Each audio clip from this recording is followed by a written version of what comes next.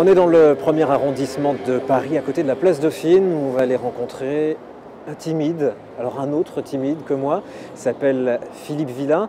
Et il est auteur d'un livre qui s'appelle Confessions d'un timide, dans lequel il raconte avec beaucoup d'humour ce trait de caractère qui a pu l'handicaper de façon très différente au fil des ans. Et c'est un livre dans lequel je me suis retrouvé, évidemment, comme dans sa démarche. Je me suis retrouvé dans la démarche de Philippe Villain, lui qui s'est retrouvé auteur à succès, qui s'est retrouvé dans une lumière dont il s'est longtemps privé. Alors on va parler de tout ça avec Philippe Villain, un timide qui rencontre un timide. On va voir qui sera le plus mal à l'aise. En tout cas, on va faire en sorte d'éviter les blancs. Il nous attend sur un banc, place Dauphine. On va le rejoindre.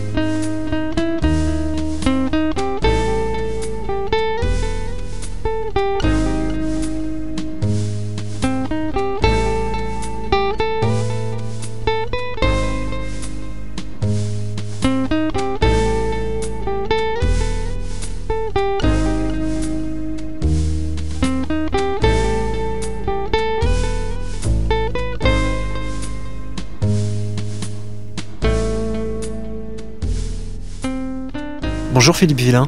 Bonjour. Alors c'est une rencontre de timides, pour le coup. Ça se passe comment pour vous lorsque vous rencontrez d'autres timides? C'est un dialogue ou alors ce sont de longs silences? Ça dépend des timides en fait, parce qu'il y en a. J'ai appris qu'il y en avait de plusieurs sortes. Moi je préfère effectivement être parmi tout le monde dans la ville comme ça. Il y a quelque chose du désir d'anonymat qui reste dans le timide peut-être. Alors Philippe Villain, vous êtes auteur d'un ouvrage qui s'appelle Confessions d'un timide. C'est difficile d'avouer, de reconnaître qu'on est timide. C'est un aveu, on en a un peu honte? Non, justement, si j'ai pu l'écrire, c'est parce que j'avais complètement dépassé la timidité. Sinon, je crois que je ne l'aurais pas fait il y a 20 ans plus tôt. J'aurais été sans doute incapable d'écrire sur cette timidité-là. Et maintenant, à vrai dire, je ne me perçois plus et je ne me considère plus comme un timide. Si vous deviez donner une définition de la timidité, peut-être une définition un peu personnelle de par votre vécu, quelle serait-elle? Je crois qu'on est tous timides en fait, et que la plupart des personnes en fait, ceux surtout par exemple qui disent ne pas l'être, en fait le sont, mais évitent de se placer dans les situations où ils le deviendraient la plupart du temps. En l'occurrence pour moi c'était de parler en public. Alors le cercle vicieux de tout ça, c'est que j'ai voulu écrire pour ne pas parler, et puis je me suis aperçu qu'en écrivant, en publiant plutôt, c'est-à-dire en devenant une sorte de personnage public, eh bien tout d'un coup j'avais à parler davantage que si je n'avais pas écrit. Donc c'est vraiment quelque chose. Je me suis en quelque sorte confronté à ma peur d'autrefois. Pour dépasser cette timidité-là, je crois qu'il faut justement l'affronter, s'y confronter. Et c'est ce que j'ai réussi à faire avec parfois un certain bonheur, parfois plus maladroitement, mais aujourd'hui en tout cas ça va. À quel moment vous avez pris conscience d'abord que votre timidité pouvait être quelque chose d'invalidant dans votre rapport aux autres et même dans votre rapport à vous-même?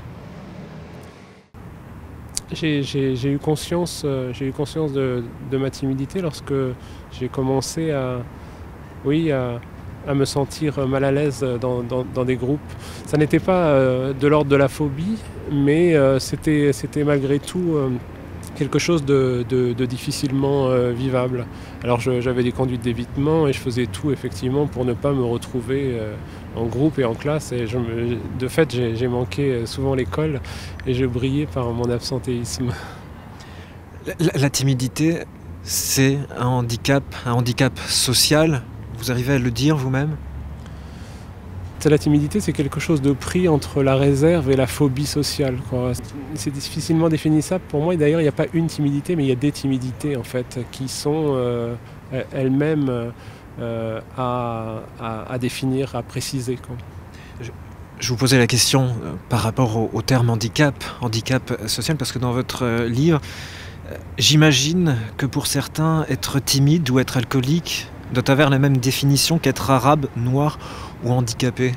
C'est pour ça que je vous demandais si vous arriviez à définir votre timidité comme un handicap, ou est-ce que c'est les autres, c'est la société qui perçoit le timide comme handicapé? Lors de certaines situations, effectivement, je sentais au regard de l'autre, des autres, que j'avais en quelque sorte un problème, une difficulté à parler ou une forme de silence qui m'excluait des autres. Et dans la perception du regard que j'avais, justement, je me sentais différent à ce moment-là. Mais oui, c'était assez invalidant, c'était assez handicapant, oui, c'est quelque chose de difficile à vivre à certains âges.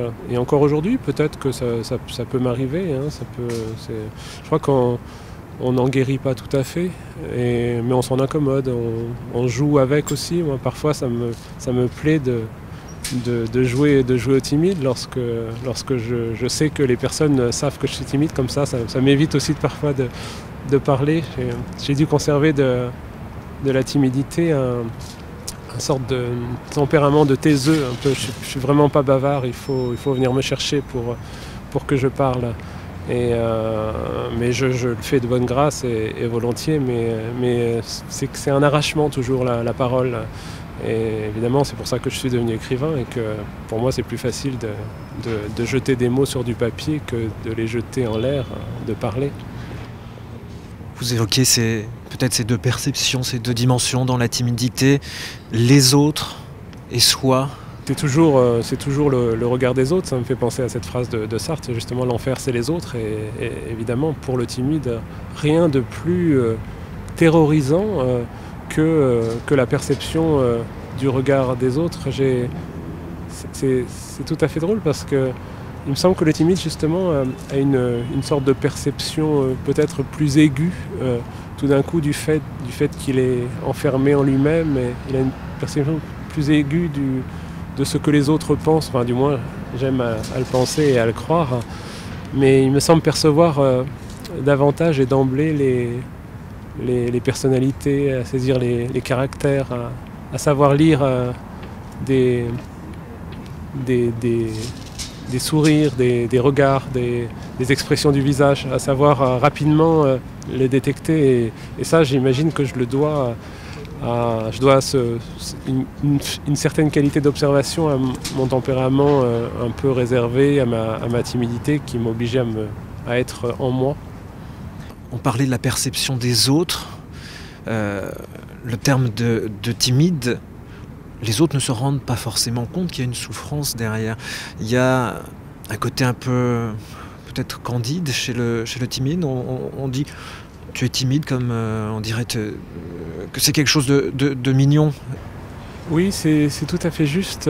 C'est-à-dire qu'il y a aussi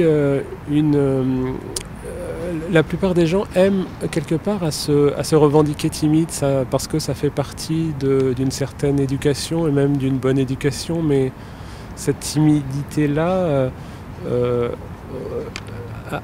participe plutôt de la réserve. Et le timide, comme je l'ai été, a du mal évidemment et entre en concurrence avec ce faux timide-là, parce qu'on a l'impression qu'il lui vole sa souffrance, sa véritable souffrance, et que l'autre finalement a une timidité tout à fait normale et une timidité éduquée, si je puis dire. Or, la timidité dont je parle et dont j'ai souffert, c'est plutôt une timidité qui n'est pas une pathologie, mais qui est difficile à vivre, en tout cas, qui est handicapante, peut-être pas au quotidien, mais pour les choses importantes de notre vie, qui doivent décider de notre vie. C'est-à-dire, moi je faisais des études, faire des exposés, des choses comme ça. Ou plus tard, lorsque j'ai commencé de publier, de parler à la télévision, que c'est quelque chose, parler à la radio. c'est quelque chose évidemment de difficile dont on ne se départ pas aussi facilement. Donc effectivement, lorsque j'entends des gens dire qu'ils sont timides, je me méfie toujours un peu et j'ai le sentiment qu'ils me volent un peu quelque chose parce que je sais reconnaître la véritable timidité. Dans tout votre parcours, est-ce que vous avez ressenti un moment un peu de colère ou d'incompréhension? J'ai pu en vouloir aux gens qui me jugeaient juste sur des apparences lorsque je n'avais pas le temps de, si je puis dire, de donner le meilleur de moi-même.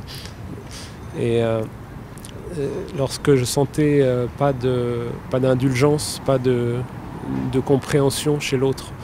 Oui, je pense que j'ai pu souffrir de ça parce que,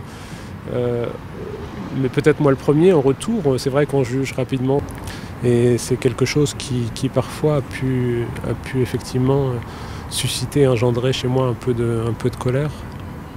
Comment ça s'est manifesté au quotidien, peut-être dans vos jeunes années, cette timidité? On rougit, on est maladroit, on a parlé bien sûr de s'auto-exclure dans certains rapports sociaux. Oui, alors les manifestations physiques sont toujours un peu les mêmes, c'est-à-dire oui, on rougit, on transpire, ça peut être terrible lorsqu'on est pris d'une suée et tout d'un coup on se sent même pas transpirer, mais on voit dans le regard de l'autre que l'autre nous voit transpirer. C'est ça qui est terrible, c'est une sorte de miroir un peu réfractant qui nous renvoie notre mauvaise image. Et aussi, ça se manifeste par des oublis ou à un moment on voulait dire des choses et puis on se rend compte qu'on n'arrive pas à les dire, une sorte pas de bégaiement, mais de difficulté à dire tout ce qu'on pense à comment dirais-je, à étaler, pas notre intelligence, mais oui, ça, notre clarté de pensée tout d'un coup. Tout d'un coup, tout devient confus lorsqu'on nous met en demeure de parler. Parce qu'il y a la timidité qui précède la rencontre, il y a la timidité de la rencontre, et puis il y a la timidité qui succède la rencontre. Et finalement, on est toujours pris dans un étau, hein, comme toujours, il doit y avoir une dimension évidemment peut-être paranoïaque, où on est toujours sous surveillance quelque part. Et on n'arrive plus à se défaire du regard et de notre propre image. Paradoxalement, vous l'aviez dit, hein, vous arrivez à jouer de votre timidité aujourd'hui, mais même avant, vous avez réussi à extraire du positif de cette timidité. Je pense notamment à la séduction. Vous avez eu un succès fou, et encore peut-être aujourd'hui avec les femmes. Finalement, cette timidité apporte un côté peut-être un peu winner à la personne qui ne l'est pas forcément de prime abord. Je sais pas. Je pense que oui, peut-être j'ai pu en jouer à certains moments, mais je crois que la timidité, lorsqu'elle n'est pas tout à fait maladive, elle peut devenir un charme parce que la séduction pour un timide, aborder une fille, c'est quand même très compliqué. Oui, mais ça peut être justement l'occasion d'un défi pour lui, justement, de faire tout ce que les autres ne font pas. Peut-être quelqu'un qui n'est pas timide n'oserait pas aller aborder une jolie fille. Hein. Et un timide, en fait, il va peut-être essayer d'aller l'aborder, mais non pas tant pour séduire cette jeune fille, mais en même temps peut-être pour se défier lui-même. Donc c'est toujours une lutte contre sa timidité quelque part. Philippe Villain, vous avez embrassé cette carrière d'auteur à succès. C'est une façon pour vous de mettre sur papier les mots que vous ne dites pas oralement? Oui, c'est évident que l'écriture est venue compenser chez moi toute l'impossibilité, l'incapacité aussi à exprimer tout ce que je pouvais être, tout ce que je pouvais penser. Et l'écriture, enfin les mots même qui m'étaient interdits, qui se refusaient à moi, tout d'un coup sont venus me libérer autrement par l'écriture. Et ces mêmes mots qui étaient presque des ennemis, sont devenus quelque part des amis. Et il y a quelque chose chez moi entre une bataille avec les mots toujours. Et en même temps, je peux dire que dans l'écriture, finalement, je ne sais pas si j'aime vraiment écrire. J'ai fait ça parce que c'était nécessaire. Mais peut-être que si j'avais pu faire autre chose dans ma vie, peut-être que j'aurais pas écrit. Enfin, du moins, c'est mon grand fantasme, mais ça me plaît de le penser. Confession d'un timide. Il y a un ruban qui accompagne l'ouvrage « Mon merveilleux malheur ». Qu'est-ce qu'il y a eu de merveilleux dans ce que vous appelez ce malheur, cette timidité ? Sans doute parce qu'elle a transformé quelque chose qui était pour moi de l'ordre de l'échec ou de la défaite en une forme de réussite. C'est parce que j'ai été timide que je suis devenu écrivain, et en étant devenu écrivain, les choses marchent bien pour moi maintenant. Pour moi, la timidité, c'est ce que j'ai voulu exprimer dans ce livre, c'est que ça n'est pas forcément un défaut, en tout cas, et même s'il est perçu comme tel par les autres, ça peut devenir une qualité à condition de savoir en tirer profit. Il me semble que tous les timides ont déjà beaucoup de choses à dire, ont une grande intériorité, une certaine activité intellectuelle. Ils ont aussi une grande qualité d'observation, généralement, une grande qualité d'écoute. Le timide, c'est celui qui écoute les autres, c'est celui qui ne parle pas, mais c'est celui qui écoute les autres, donc qui accueille la parole de l'autre, qui est très hospitalier en quelque sorte. Je crois qu'en étant timide, on épouse un peu tous les paradoxes, c'est-à-dire on est une personne de l'ombre et en même temps on veut un peu de lumière, parce qu'on en a tellement pas eu que la lumière s'est refusée à nous, qu'on en a besoin aussi pour avoir une existence et quelque part pour ne plus être invisible, justement, pour ne plus passer entre les murs. Philippe Villain, si vous aviez un message à adresser à tous ces timides dont je fais partie, mais peut-être plus particulièrement à ceux qui n'arrivent pas à apprivoiser leur timidité, qui se refusent certaines opportunités et qui laissent échapper parfois même certains de leurs rêves, qu'est-ce que vous pourriez leur adresser comme message ? Le seul moyen possible de guérison, de toute façon, c'est de se confronter à cette peur, en fait. C'est assez terrible parce que c'est ce qui nourrit le plus d'angoisse pour le timide, mais si on ne le fait pas, eh bien, on le restera toujours. Voilà, il faut savoir se jeter dans le vide. Et c'est ainsi, normalement, qu'on doit, peut-être pas en guérir tout à fait, mais la surmonter et à tout le moins, oui, la dépasser. Et ça, je pense qu'on peut y arriver jusqu'à un certain point après. Après, peu importe, c'est la tentative qui compte de toute façon. Peu importe si on en tire toujours quelque chose. Et la lumière est possible. On peut trouver cette lumière que finalement on s'est refusé en tant que timide, un peu paradoxalement. Oui, et surtout pas jamais se décourager. Il faut aussi voir que la timidité est surtout une sorte de mal de la jeunesse, même si elle s'éternise un peu, si je puis dire, elle perdure un peu. On évolue aussi parallèlement et on acquiert une certaine expérience dans tous les domaines et la timidité normalement se dissipe. Après, si elle ne se dissipe pas, c'est toujours plus compliqué, mais normalement avec les rencontres, avec le fait qu'on acquiert un statut social, etc., on arrive à moduler son mal. En tout cas, il n'y a rien de... La timidité n'est pas non plus... Là, j'en parle comme si c'était quelque chose de dramatique, mais en fait, elle ne l'est pas. Non, c'est un merveilleux malheur. C'est un merveilleux malheur, oui, c'est un merveilleux malheur.